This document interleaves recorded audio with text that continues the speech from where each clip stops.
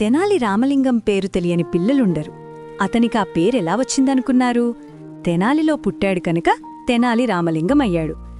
ఆ రోజుల్లో తెనాలి చిన్న ఊరు. చిన్నప్పట్నించి రామలింగం వట్టి చిలిపివాడు. ప్రతి వాళ్లకి పేర్లు పెట్టేవాడు. అతనికి అదురు బెదురు ఏ కోసానా ఉండేది కాదు. తనకు నచ్చని దాన్ని వెక్కిరించటంలో మొనగాడు.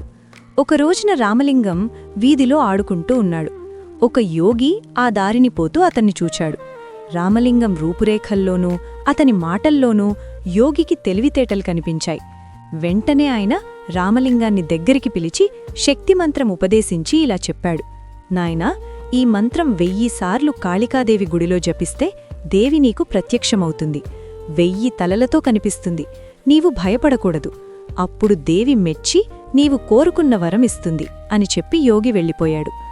ఒక మంచి రోజు వచ్చిందాకా ఆగి ఆనాటి అర్ధరాత్రిపూట రామలింగం ఒంటరిగా కాళికాదేవి గుడికి వెళ్లి యోగి చెప్పిన మంత్రం 1000 సార్లు జపించాడు. కాళికాదేవి వెంటనే 1000 తలలతో ప్రత్యక్షమైంది. రామలింగం భయపడలేదు. అతనికి ఏమి తోచిందో ఏమో పక్కున నవ్వాడు. దేవి రామలింగాన్ని, ఎందుకబ్బాయి నవ్వుతావు అని అడిగింది. మీరు కోపగించుకోను అంటే చెప్తాను అన్నాడు భయం లేకుండా రామలింగం. దేవి సరేనన్నది. రామలింగం అప్పుడు చెప్పాడు. అమ్మా, మాకు ఒకటే ముక్కు, కాని 2 చేతులున్నాయి. ఎప్పుడన్నా జలుబు చేస్తే ఈ ఒక్క ముక్కు చీదుకోటానికే 2 చేతులు చాలటం లేదు. మీకా 1000 తలలు, కర్మంచాలక జలుబు చేస్తే ఆ 1000 ముక్కులు చీదుకోటానికి ఈ 2 చేతులు ఎలా చాలతాయా అని నవ్వొచ్చింది. దేవి కూడా అతని మాటకు నవ్వి, నాయనా, నన్ను చూచి నవ్వినవాడివి. నువ్వు ఎవరిని చూచి నవ్వవు. నీవు తప్పకుండా వికటకవి అవుతావు అంది.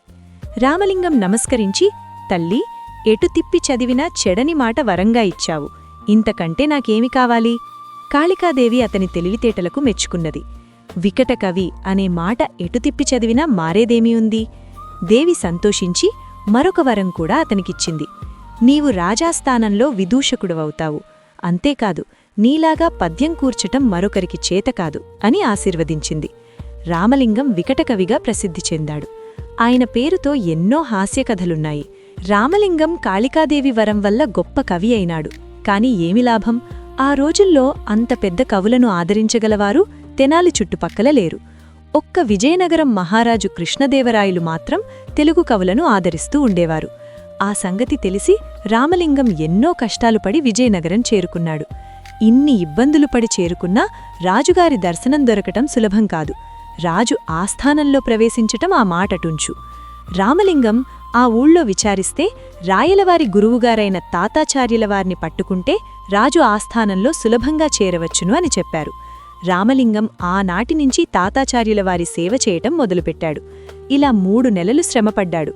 ఆచార్యులవారి అనుగ్రహం కలగలేదు.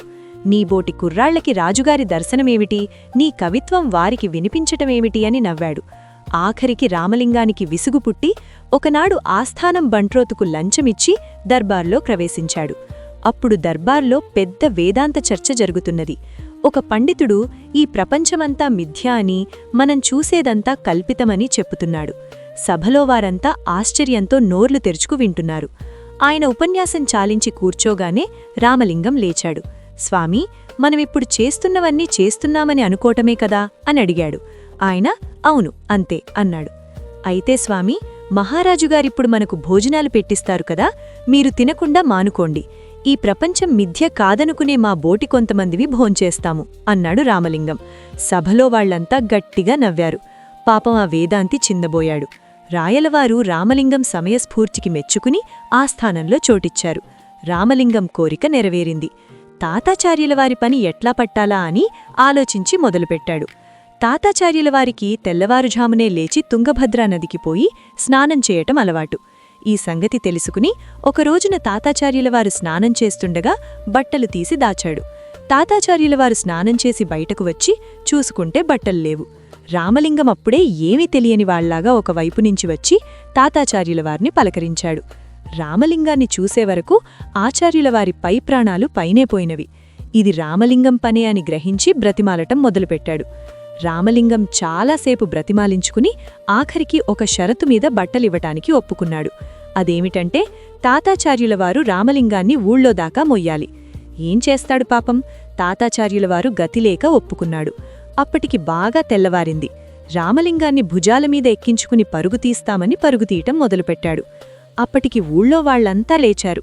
తాతాచార్యులవారు రామలింగాన్ని భుజాలమీద ఎక్కించుకుని పరుగుతీస్తున్నాడు. అంతా ఆశ్చర్యంతో చూస్తున్నారు. రాయలవారు కూడా లేచి మేడపైకి వచ్చి చూశారు. వారికి గుంపులుగా చేరిన జనము, తాతాచార్యులవారు రామలింగాన్ని మొయ్యటమూ కనిపించింది. వారికి చాలా కోపం వచ్చింది. భటులని పిలిచి, మీరు పోయి ఆ పైన ఎక్కి కూర్చున్నవాణ్ణి తించి తన్నుకుంటూ తీసుకురమ్మని ఆజ్ఞాపించారు. రాయలవారు భటులు వచ్చి తన్ని పట్టుకుంటారు అని అనుకున్నాడు రామలింగం. అతనికి వెంటనే ఒక ఉపాయం తచ్చింది. తాతాచార్యులవారి మీద నుంచి దిగి, స్వామీ, మీ చేత నేను తెలియక మోయించుకోవటం వల్ల నాకెంతో పాపం చుట్టుకుంది. మళ్ళీ మిమ్మల్ని నేను మోస్తే తప్ప ఆ పాపం పోదు. దయ ఉంచి నామీద ఎక్కి కూర్చోండి, మోస్తాను అని బ్రతిమాలాడు. పాపమా తాతాచార్యులవారు ఇది నమ్మి రామలింగం మీద ఎక్కి కూర్చున్నారు. కాస్త దూరం పోయారో లేదో రాజుగారి భటులు వచ్చి తాతాచార్యులవారిని రామలింగం మీద నుంచి లాగి బాదుకుంటూ రాయలవారి దగ్గరకు తీసుకెళ్లారు. నేను రాజుగారి గురువుగారిని అని ఎంత మొత్తుకున్నా వాళ్లు వినలేదు. రాయలవారికి గురువుగారి అగచాట్లు చూసేవరకు మరీ కోపం వచ్చింది. రామలింగాన్ని పట్టుకుపోయి గోతిలో పాతిపెట్టి ఏనుగుల చేత తొక్కించమని ఆజ్ఞాపించారు. ఈ విధంగా తాతాచార్యులవారి కడుపు మంట చల్లారింది. రాయలవారి ఆజ్ఞ ప్రకారం ఇద్దరు సేవకులు రామలింగాన్ని ఊరి బయటికి తీసుకెళ్లి ఒక గొయ్యి త్రవ్వి అందులో గొంతు వరకు పూడ్చిపెట్టారు. ఇంకెక్కడ తప్పించుకుంటాళ్లే అనుకొని సేవకులు రామలింగాన్ని వదిలి ఏనుగుల్ని తీసుకురావటానికి తిరిగి ఊళ్ళోకొచ్చారు. ఈలోగా ఒక గూని చాకలివాడు ఆ దారిన వస్తూ రామలింగాన్ని చూసి, ఇదేంటి బాబయ్యా, ఇలా పాతిపెట్టారు తమన్ని? ఎవరు బాబూ మీరు అని అడిగాడు. మన రామలింగానికి వెంటనే ఒక ఉపాయం తట్టింది. చాకలన్నా చెబుతానుగాని మరి నాకో సహాయం చేసి పెడతావా అని అడిగాడు. అలాగే బాబయ్యా, అదేదో సెలవిప్పించండి అన్నాడు చాకలి. ఏమీ లేదు చాకలన్నా, నాకు నీకున్న గూనికి రెట్టింపు గూని ఉంది. ఇప్పటికీ 10 ఏళ్ల నుంచి బాధపడుతున్నాను ఈ గూనితో. నా అదృష్టం కొద్దీ ఒక వారం రోజుల క్రిందట నాకో సాధువు కనిపించాడు. నా గూని చూసి ఆయనకి జాలి వేసింది. ఒక 2 రోజుల పాటు గొంతు వరకు గోతిలో పూడ్చుకుని ఉండు. ఆ 2 రోజులు కళ్ళు కూడా మూసుకునే ఉండాలి. ఏమీ జరిగినా కళ్ళు తెరవకూడదు. గడువు పూర్తి కాగానే నీ గూని కూడా మాయమవుతుంది అని చెప్పాడు. సరే, ఆ రోజునుంచి ఈ గోతిలో పాతుకొని కూర్చున్నాను. ఇవ్వాళ్టితో గడువు తీరిపోయింది. కాస్త నన్ను బయటికి లాగావంటే నా గూని ఉందో పోయిందో చూసుకుంటాను అన్నాడు రామలింగం. ఓస్, ఇది కూడా ఒక పెద్ద సహాయమేనా బాబయ్యా?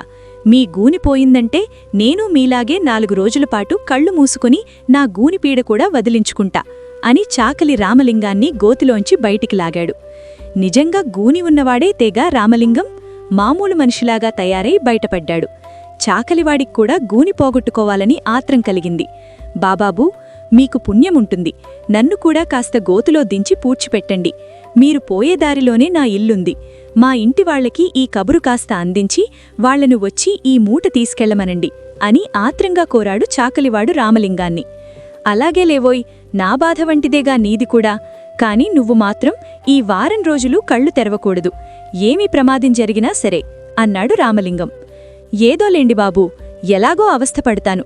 ఈ పాడుగూని వదిలిపోతే చాలు అన్నాడు చాకలి. రామలింగం చాకలివాణ్ణి గోతిలో గొంతు వరకు పూడ్చి తన దారిన తాను బయలుదేరి వెళ్ళిపోయాడు. పోతూ పోతూ చాకలివాడి పెళ్లాంతో ఈ సంగతి చెప్పాడు. చాకలివాడి పెళ్లం అన్నం మూటకట్టుకొని బయలుదేరింది. ఈలోపుగా రాయలవారి సేవకులు ఏనుగుల్ని తీసుకుని రామలింగాన్ని పూడ్చిపెట్టిన చోటికి వచ్చారు. అప్పటికి కొంచెం చీకటి పడింది. గోతిలో ఉన్నది రామలింగమేననుకొని వాళ్లు ఏనుగులతో తొక్కించారు.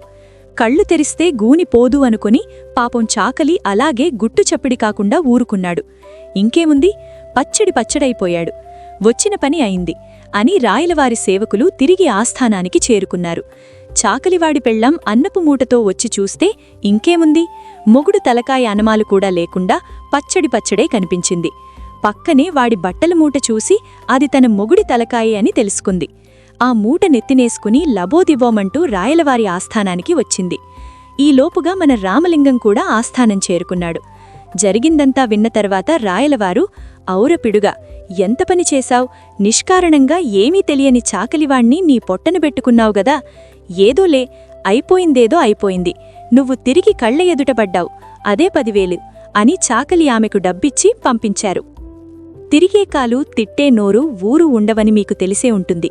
మన రామలింగం చేసే పనులు రోజురోజుకు మిటిమీరిపోసాగినాయి. చిక్కినవారినల్లా వదిలేవాడు కాదు. ఆఖరుకు రాయలవారిని కూడా పరాభవం చేయడానికి పూనుకున్నాడు. రాయలవారు ఆగ్రహించి రామలింగాన్ని అడవికి తీసుకెళ్లి చంపమని 2 సేవకులకు ఆజ్ఞాపించారు. సేవకులను కబుర్లతో మోసం చేసి వాళ్లకి చెరువు 10 వరహాలు లంచమిచ్చి రామలింగం ఆ గండం తప్పుకున్నాడు. సేవకులు ఒక మేకను నరికి రక్తంతో ఉన్న ఆ కత్తిని రాయలవారికి చూపించారు. పాపం రాయలవారు రామలింగం చనిపోయాడని నమ్మారు. ఈ వార్త ఊళ్ళో అంతగా వ్యాపించింది. విన్నవాళ్లందరూ రామలింగం చచ్చాడన్న మాటేగాని వాడు బ్రహ్మరాక్షసి అయినా మనల్ని పీక్కు తింటాడు. బ్రహ్మహత్య మహాపాపమంటారు. ఈ పాపం మనల్ని ఊరికే వదలదు, దేశానికి వల్లమాలిన అరిష్టాలు చుట్టుకుంటాయి అని గుసగుసలు మొదలుపెట్టారు. ఈ గుసగుసలు చివరికి రాయలవారి చెవులు కూడా పడినాయి. పండితులను పిలిపించారు. పాప పరిహారంగా శాంతిక్రియలు జరపవచ్చని సలహా ఇచ్చారు పండితులు. సరేనని రాయలవారు శాంతిక్రియలు జరిపించమని తాతాచార్యుల వారిని పురమాయించారు. తాతాచార్యులవారు 180 మంది గురుబ్రాహ్మలతో ఓ అమావాస్య అర్ధరాత్రి వేళకు ఊరి వెలపల ఉన్న మర్రి చెట్టు కిందకి శాంతిక్రియలు జరపటానికి చేరారు. రామలింగం ఈ విషయమంతా ఎలాగో ముందుగానే పసిగట్టాడు. తాతాచార్యులవారు బృందంతో మర్రి చెట్టు కిందకి చేరకపూర్వమే రామలింగం ఒంటి నిండా ఎర్రని లక్క, మొఖానికి నల్లని మసీ పూసుకుని చెట్టుమీదికి చేరి కొమ్మల చాటున దాగి కూర్చున్నాడు. ఆచార్యులవారు బ్రాహ్మణ బృందంతో హోమగుండం చుట్టూ చేరి మంత్రాలు చదువుతూ ఓ బ్రహ్మరాక్షసి అని పిలిచారు. కొమ్మల చాటనుంచి రామలింగం ఓ అని పలికాడు. ఇది వినగానే అందరూ తెల్లబోయి ఇది బ్రహ్మరాక్షసి స్వయంగా పలుకుతోందేమిటి అని ఒకరి ముఖాలు ఒకరు చూసుకోసాగారు.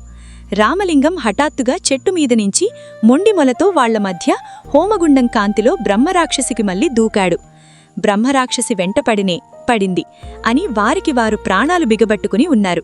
తాతాచార్యులవారు కూడా ఒక్క పరుగున వచ్చి రాయలవారితో జరిగిందంటా విన్నవించారు. రాయలవారు బ్రహ్మరాక్షసి నా వెంట పడాల్సింది, మీ వెంట ఎందుకు పడిందబ్బా అని అడిగారు. మీ మీదికి రానివ్వకుండా మేము అడ్డుకున్నామని మా వెంట పడి ఉంటుంది అని ఆచార్యులవారు ఏవి చెప్పాలో అర్థంకాక ఇలా చెప్పారు. ఈ బ్రహ్మరాక్షసిని ఉచ్చాటన చేసిన వారికి 1000 వరాలిస్తామని చాటింపు వేయించండి అని రాయలవారు ఉత్తర్విచ్చారు. చూద్దాం ఉచ్చాటన ఎలా జరుగుతుందో అని ఈ చాటింపు వేయించిన 4 రోజులకు గడ్డాలు మీసాలు పెంచుకొని ముఖాన రూపాయి వెడల్పున కుంకం బొట్టు పెట్టుకుని కాషాయ బట్టలతో ఓ భూతవైద్యుడు రాయలవారి దగ్గరకు వచ్చాడు. బ్రహ్మరాక్షసిని ఏలినవారు అనుమతిస్తే నేను ఉచ్చాటన చేయగలను అన్నాడు భూతవైద్యుడు. అలాగే కానివ్వు, కాని అన్యాయంగా రామలింగాన్ని త్వరపడి చంపించాను అన్నాడు రాయలవారు విచారంగా. తమరు విచారించవలసిన పన్లేదు, అంతగా అవసరమని సెలవిస్తే ఆ బీదబ్రాహ్మణ్ణి బ్రతికించే శక్తి కూడా నాకున్నది అన్నాడు భూతవైద్యుడు. అంతకంటే కావలసిందేముంది, మీ వల్లైతే రామలింగాన్ని బ్రతికించండి అని కోరారు రాయలవారు. కాని తాతాచార్యులవారికి మాత్రం గుండె ఆగిపోయినంత పనైంది. రామలింగం తిరిగి బ్రతికితే తనకు తాటాకులు కట్టకమానడని ఆ సీర్యులవారికి తెలుసు. అందుకని ఇప్పుడంత శ్రమెందుకులేండి, ఒకవేళ తమరు శ్రమపడి ఈవేళ బ్రతికించినా రేపటికల్లా ఏదో కొంటపని చెయ్యకమానడు, రాయలవారి ఆగ్రహానికి గురై తిరిగి చావకమానడు. అందుకని ఏదో హత్యాపాతకం పోయేందుకని ఉచ్చాటన ప్రాయశ్చిత్తం మాత్రం జరపండి అన్నారు ఆచార్యులవారు తన ఆశ్రమంతా వెళ్లగక్కుకుంటూ. అలాగైతే మరి తెలియకనూతున్నాను, రామలింగం చేసిన తప్పుకే కదా తమరు శిక్షించింది. అలాంటప్పుడు ఈ ఉచ్చాటన ప్రాయశ్చిత్తం కావాలని ఈ హడావుడంతా దేనికండి అని అడిగాడు భూతవైద్యుడు. దానికేమున్నది, ప్రజల మేలు దేశక్షేమం కొరకు ఈ శాంతిక్రియలు జరపవలసిందే అన్నారు చార్యులవారు. ఆచార్యులవారు చెప్పింది ముమ్మాటికీ నిజం. మరి తమరు ఉచ్చాటన ఎప్పుడు ప్రారంభిస్తారు అన్నారు రాయలవారు. సెలవిస్తే ఇప్పుడే ఏలినవారి ఎదట ప్రారంభించటానికి సిద్ధంగా ఉన్నాను అన్నాడు భూతవైద్యుడు. బ్రహ్మరాక్షసి ఊరి బయట రావి చెట్టు మీదుంటే తమరు ఉచ్చాటన ఇక్కడ జరపడమేమిటి అని అడిగారు చార్యులవారు కంగారు పడుతూ. తమరు కంగారు పడాల్సిన అవసరం లేదు. ఆదికాక రామలింగం తిరిగి బ్రతికేలాగైతే ఈ ప్రాయశ్చిత్తకాండ అవసరం లేదని కూడా తమరు సెలవిచ్చిందే కదా అన్నాడు భూతవైద్యుడు. అందుకు సందేహమేమిన్నది అన్నారు చార్యులవారు. అలాగైతే ఉచ్చాటన ప్రాయశ్చిత్తం ఇదిగో పూర్తి చేశాను. అంటూ గడ్డాలు మీసాలు తీసేసి భూతవైద్యుడి వేషంలో ఉన్న రామలింగ బయటపడ్డాడు. ఆ స్థానంలో ఉన్నవారంతా అలాగే విస్తుపోయి చూడసాగారు. రాయలవారు తరువాత జరిగినదంతా అడిగి తెలుసుకుని, ఆవురపిడుగా ఎంత పనిచేశావు, నీవు చచ్చానని నీ భార్యకిస్తున్న డబ్బులు ఈ వాల్టితో ఆపివేయిస్తున్నాను. ఒప్పుకున్నందుకుగాను ఉచ్చాటనకివ్వాల్సిన 1000 వరహాలు మాత్రం ఇప్పిస్తున్నాను. ఇక నుంచైనా బుద్ధిగలిగి నడుచుకో అన్నారు రాయలవారు. దంపినమ్మకి బొక్కిందే కూలి అనుకుని రామలింగడు 1000 వరహాలతో ఇంటికి చేరుకున్నాడు. కృష్ణదేవరాయలవారి తల్లికి జబ్బు చేసి మంచాన పడింది. రోగం రోజురోజుకి ముదిరిపోతోంది. చివరికిక బతకననే అనుమానం కలిగింది రాయలవారి తల్లికి. అప్పుడామెకి మామిడిపళ్ళు తినాలని మనసైంది. తన కోరిక రాయలవారితో చెప్పింది. కాని అది మామిడిపళ్ళు దొరికే కాలంగాదు. ఎలాగైనా తన తల్లి ఆఖరి కోరిక తీర్చాలని రాయలవారు భటుల్ని మామిడిపళ్ళు తెమ్మని దేశం 4 మూలలకు పంపారు. కాలంగాని కాలంలో మామిడిపళ్ళు ఎక్కడ దొరుకుతాయి? వాళ్లు తిరిగి తిరిగి వట్టి చేతులతో తిరిగి వచ్చారు. వాళ్లొచ్చేసరికి రాయలవారి తల్లి కాస్త చనిపోయింది. కనీసం నా తల్లి ఆఖరి కోరికైనా తీర్చలేకపోయాను గదా అని రాయలవారు విచారంగా ఆలోచిస్తూ కూర్చున్నారు. అప్పుడు కొంతమంది పురోహితులు రాయలవారి దగ్గరికి వచ్చి, ఏలినవారు అంతగా విచారించాల్సిన పనిలేదు. శాస్త్రాల్ని అనుసరించి తమరు 1008 బ్రాహ్మణులకు బంగారు మామిడిపళ్ళు దానం చేయవచ్చు. దానివల్ల తమ తల్లిగారి మనసులో కోరిక తీరుతుంది, ఆత్మకు శాంతి కలుగుతుంది అని సలహా ఇచ్చారు. సరే, వాళ్ల సలహా ప్రకారం 10వ రోజు ఈ దానం చేయటానికి అన్నీ సిద్ధంగా ఉంచమని రాయలవారు ఆస్థానంలో చెప్పారు. మామిడిపట్కు రామలింగానికి ఈ బ్రాహ్మణులు రాయలవారి సొమ్ము తేరగా కాజేయాలని ఈ సలహా ఇచ్చారని చాలా ఉగ్రోషం వచ్చింది. ఎలాగైనా వాళ్లకి తగిన శాస్తి చెయ్యాలనుకున్నాడు. 10వ రోజు వచ్చింది. 1008 బంగారు మామిడిపళ్ళు సిద్ధం చేయించారు రాయలవారు. బ్రాహ్మణులు దానం పొందడానికి రాయలవారి దగ్గరికి వస్తున్నారు. వాళ్లు వచ్చే దారిలో మన రామలింగం ఒక కుంపట్లో ఇనవ కడ్డీలు కాలుస్తూ కూర్చున్నాడు. మొదటి బ్రాహ్మడు పోతుండగా రామలింగం పిలిచి, ఇదిగో అదొకటి వేయించుకోపోండి అన్నాడు ఎర్రగా కాల్చిన ఇనపకడ్డీ చూపిస్తూ. పాపం బ్రాహ్మడు తెల్లబోయి, ఇదెందుకు అనడిగాడు. ఎందుకేమిటి? అక్కడ దానం పొందదల్చిన వాళ్లందరూ ఇక్కడొక వాత పెట్టించుకుని పోవాలి. దానమక్కర్లేదు, వాతక్కర్లేదు అంటే నేను చెప్పేది లేదు. కాని వాత పెట్టించుకోపోతేగాని మీకు మామిడిపండు దానమివ్వరు. తర్వాత మీ ఇష్టం అన్నాడు. ఇది వినేసరికి బ్రాహ్మణులకందరికీ చాలా ఆశ్చర్యం వేసింది. చూస్తూ చూస్తూ వాతలు వేయించుకోటానికి వాళ్లకి మనసొప్పలేదు. కాని బంగారు మామిడిపళ్ల ఆశ వల్ల అంతా ఒక్కొక్కరే ఒక్కొక్క వాత వేయించుకొని ఆ వాతలు కనపడకుండా ఉత్తరీయాలు కప్పుకొని రాయలవారి దగ్గరికి పోయారు. వాళ్లల్లో ఒక దురాసపోతూ రామలింగం చెవిలో, నాకు 2 దయచేయించాలి అని కోరాడు. సరే, అలాగే కానివ్వు అంటూ రామలింగం ఆ బ్రాహ్మడికి 2 వాతలు పెట్టి పంపించాడు. అతను రాయలవారి దగ్గరికి పోయాడు. అందరితో పాటు రాయలవారు ఈ బ్రాహ్మడికి కూడా ఒక బంగారు మామిడిపండు ఇచ్చారు. పాపం బ్రాహ్మడు తను 2 వాతలు వేయించుకున్న సంగతి రాయలవారికి తెలియక ఒక పండే ఇచ్చారనుకుని పై ఉత్తరీయం తీసి 2 వాతలు చూపిస్తూ 2 వేళ్లు చూపెట్టాడు. ఈ 2 వాతలేమిటి అన్నారు రాయలవారు. చిత్తం, రామలింగంగారి దయ. నా కోరిక ప్రకారం 2 వాతలు వేసి 2 పళ్ళు దానం తెచ్చుకోమన్నారు అన్నాడు. రాయలవారికి ఒకేసారి నవ్వు, కోపం 2 వచ్చాయి. ఏడి, పిలు ఆ రామలింగాన్ని అని భటుల్ని పంపించారు. రామలింగం రాయలవారి ఎదుట నిలబడ్డాడు. రాయలవారు, వాళ్లకి ఆ వాతలు పెట్టమని ఎవరు చెప్పారు నీకు అనడిగారు. ఎవరూ చెప్పలేదు. నా తల్లి కూడా ఈ మధ్యనే చనిపోయింది. ఆమె పక్షవాతంతో బాధపడుతూ చనిపోయే ముందు, నాయనా నాకు వాతలన్నా పెట్టరా, ఈ బాధపోతుంది అని కోరింది. సరే గదాని నేను కడ్డీలు కాల్చి తెచ్చే లోకలనే ఆమెగారు చనిపోయింది. నా తల్లి కోరిక తీర్చలేక నేను ఎంతో విచారిస్తున్నాను. ఇంతలో ఏలినవారి తల్లిగారు చనిపోయారు. వారి తుది కోర్క తీర్చడానికి పురోహితులు శాస్త్రప్రకారం ఆలోచించి గొప్ప సలహా ఇచ్చారు. అదృష్టవశాత్తు ఆ సలహా నాకు ఉపయోగపడుతుంది కదా అని సంతోషించాను. సందడిలో సందడి, నేను కూడా వాతల దానమిచ్చుకోడానికి ఈ అవకాశం ఉపయోగించుకున్నాను అన్నాడు రామలింగం. బ్రాహ్మణులు రాయలవారిని మోసం చేశారని తెలిసి రాయలవారికి చాలా కోపం వచ్చింది. రామలింగం తెలివికి చాలా సంతోషం కూడా కలిగింది. దానం పొందిన బ్రాహ్మణులందరి చేత వాళ్ల మామిడిపళ్ళు తిరిగి రామలింగానికి బహుమానంగా ఇప్పించారు రాయలవారు. ఒకసారి కృష్ణదేవరాయలవారు ఇంకో పరరాజుతో యుద్ధం చెయ్యవలసి వచ్చింది. రాయలవారి సైన్యంలో అప్పుడున్న గుర్రపు దళం చాలా చిన్నది. అందువల్ల యుద్ధం ఇంకో 4 నెలలుందనగా రాయలవారు తమ గుర్రపు దళాన్ని ఎక్కువ చెయ్యాలని నిశ్చయించుకున్నారు. దాదాపు 1000 గుర్రాల వరకు కొన్నారు. యుద్ధం మొదలుపెట్టే రోజులోపల అన్నింటికీ మంచి పోషణ చేసి అన్నింటినీ బలంగా తయారు చెయ్యాలనుకున్నారు. ఈ గుర్రాలని తమ ఇతర సైన్యంతో చేర్చితే వాటికి పోషణ సరిగ్గా జరుగును జరక్కపోవును. తమ రాజ్యంలో ఉన్నవారికి మనిషికి 1 గుర్రం చొప్పున ఇచ్చి తలకు 10-15 రూపాయలలో ఇచ్చి జాగ్రత్తగా మేపమంటే వాళ్లకి తృణమో పణమో ముట్టజెప్పినట్టవుతుంది. తమ గుర్రాలని జాగ్రత్తగా మేపుతారు అని అనుకున్నారు రాయలవారు. సరే, ఇలా ఆలోచించుకుని మర్నాడు ఈ సంగతి రాజ్యంలో చెప్పారు. చాలామంది వచ్చారు. అప్పుడు రాయలవారు మనిషికి 1 గుర్రాన్నిచ్చి ఇలా చెప్పారు: మీరీ గుర్రాల్ని తీసుకువెళ్లి జాగ్రత్తగా మేపాలి. అందుకయ్యే ఖర్చులకుగాను మీకు నెలకు 15 రూపాయల చొప్పున ఇస్తాను. మనం జరపబోయే యుద్ధానికి ఇంకా 4 నెలల గడువుంది. ఈలోగా గుర్రాల్ని బలంగా తయారు కావాలి. నెలకొకసారి మీ గుర్రాలని తెచ్చి మాకు చూపించి వెళ్ళాలి. వచ్చిన వారంతా సరేనంటే సరేనని మనిషికి 1 గుర్రాన్ని 15 రూపాయలు తీసుకుని వెళ్లారు. అందరితో పాటు రామలింగం కూడా 1 గుర్రాన్ని తీసుకెళ్లాడు. గుర్రాలని తీసుకుని వెళ్లిన వాళ్లంతా అన్నింటికంటే నా గుర్రమే బలంగా ఉండేట్టు చేసి రాయలవారి మెప్పు పొందా అని ఎవరికి వారు తమ తమ గుర్రాలకు మంచి దాణా అది పెట్టి పెంచుతున్నారు. కాని రామలింగం మాత్రం తను తెచ్చిన గుర్రాన్ని ఒక చీకటి గదిలో పెట్టి ఉంచాడు. గదికి 3 వైపులా సూది దూరే బెజ్జమైనా లేకుండా చేశాడు. 4వ వైపు మాత్రం ఒక చిన్న బెజ్జము పెట్టాడు. ఆ బెజ్జము గుండా రోజూ గుప్పెడంటే గుప్పెడు గడ్డి మాత్రం అందించేవాడు. ఇంతకు మించి పాపం దానికి వేరే తిండి పెట్టేవాడు కాదు. ఆ గుప్పెడు గడ్డే తిని గుర్రం చావకుండా బ్రతకకుండా అలాగే రోజురోజుకు చిక్కిపోతూ ఉంది.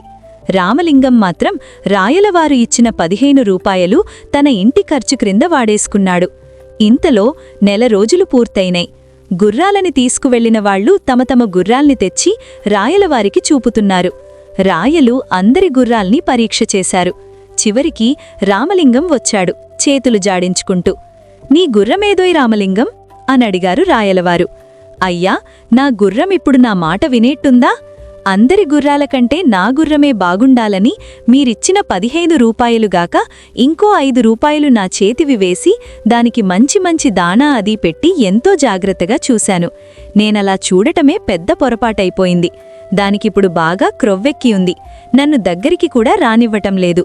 దాన్నిక్కడికి తేవటం నా తరం కాదు. అవసరమనిపిస్తే మన గుర్రపు దళానికి నాయకుడైన అబ్దుల్లా ఖానుని పంపి తెప్పించండి. అతనికి ఎలాంటి పొగరుబోతు గుర్రమైనా లొంగుతుంది అన్నాడు రామలింగం. సరేనని అబ్దుల్లా ఖానుని రామలింగం వెంట పంపారు రాయలవారు. ఈ వింత చూద్దామని మిగతావారు కూడా వెంట వెళ్లారు. రామలింగం ఖానును తన గుర్రం ఉన్న చీకటి కొట్టు దగ్గరికి తీసుకెళ్లాడు.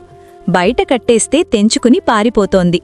అందుకని దాన్ని గదిలో కట్టిపడేశాను చూడు అని రామలింగం ఖానును బెజ్జము దగ్గరికి పంపాడు. ఆ ఖానుకి ఒక మూరెడు గడ్డముంది. ఖాను గుర్రాన్ని చూద్దామని బెజ్జంలో తలపెట్టాడు. అలా బెజ్జంలో తలపెట్టడంలో అతని గడ్డం కూడా బెజ్జములోకి పోయింది.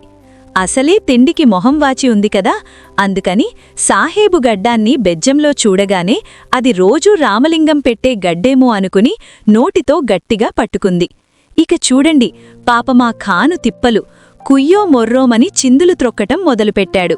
కాని గుర్రం గడ్డాన్ని వదలకుండా మేత లోపలికి రావటం లేదని మరింత గట్టిగా లాగటం మొదలుపెట్టింది. పాపం ఖాను ఏడుపులు పెడబుబ్బలు లంకించుకున్నాడు. రామలింగం తమాషా చూస్తూ నుంచున్నాడు. ఈ సంగతి ఆ వచ్చిన వారిలో ఒకరు వెళ్లి రాయలవారితో చెప్పారు. వెంటనే రాయలవారు వచ్చి ఖాను పడుతున్న అవస్థ కళ్లారా చూశారు. ఒక కత్తెర తెప్పించి ఖాను గడ్డం తెగ్గోయించి విడిపించారు. తర్వాత గది తలుపు తీయించి చూశారు. గుర్రం బక్క చిక్కి ఉంది. ఎముకలు పొడుచుకొచ్చి ఇప్పుడో ఇంకా కాసేపటికో చచ్చేలాగు ఉంది. రాయలవారికి ఇది చూసేసరికి తగిని కోపం వచ్చింది. రామలింగం వంక గుడ్ల ఎర్రచేసి చూస్తూ, ఏమిటి రామలింగం ఈ పని అని అడిగారు రాయలవారు. అయ్యా, కళ్ళారా చూస్తూనే నన్నడుగుతారు దేనికి? తిండి నీళ్లు లేకుండా ఇలా మాడ్చి చంపితేనే దీనికింత పొగరెక్కి పాపం మన ఖానుని ఇలా ఏడిపించింది కదా. ఇక కడుపు నిండా తిండి పెడుతుంటే దీన్ని పట్టపగ్గాలుంటాయా అన్నాడు రామలింగం కొంచెం కూడా అదురుబెదురు లేకుండా. ఆరి నీ అసాధ్యమండా, ఇదటోయి నీ పోషణ అని రాయలవారు పొట్ట చెక్కలయ్యేట్టు నవ్వి ఊరుకున్నారు. ఆ రోజే ఆ గుర్రాన్ని ఇంకొకరికి ఇప్పించారు పోషణ చెయ్యమని. శ్రీకృష్ణదేవరాయలు పరిపాలించే కాలంలో విజయనగర పట్టణంలో అక్కిశెట్టి అనే కోమటి ఉండేవాడు. అతడు రాజమార్గాన గుగ్గిళ్లు అమ్ముకుని జీవిస్తూ ఉండేవాడు. అయితే అక్కిశెట్టికి పెద్ద ఆలోచన ఉండేవి. రాజవీధి వెంట మహాకవులందరూ రాయలవారి ఆస్థానానికి వెళ్లటం చూసి తాను కూడా మహాకవి అయ్యి గొప్ప పేరు సంపాదించి ఆస్థానానికి వెళ్లాలని గొంతెమ్మ కోరికలు కోరేవాడు. తనకు కవిత్వం నేర్పమని కవులను పీడించేవాడు. కాని పొట్టపొడిచినా అక్షరం లేనివాడికి కవిత్వం ఎవరు చెప్పగలరు? అందుచేత కవులెవ్వరూ అక్కిశెట్టికి సహాయపడలేకపోయారు. ఒకనాడు అక్కిశెట్టికి ఇట్లా కాదనుకుని తనకేమైనా కవిత్వం నేర్పితే తెనాలి రామలింగమే నేర్పాలని నిశ్చయించుకున్నాడు. తెనాలి రామలింగం ఆ దారిన ఆస్థానానికి వెళ్లటం చూసి అక్కిశెట్టి ఆయన కాళ్లమీద పడి కవిత్వం నేర్పమని వేడుకున్నాడు. ఓయి శెట్టి, నీకు కవిత్వం రావాలంటే ప్రకృతిని నిత్యమూ చూస్తూ ఉండు. ఆకాశము, నక్షత్రాలు, చంద్రుడు, చెట్లు, చామలు చూస్తూ ఉంటే కవిత్వం దానంతటదే వస్తుంది అని చెప్పి రామలింగం ఆస్థానానికి వెళ్ళిపోయినాడు.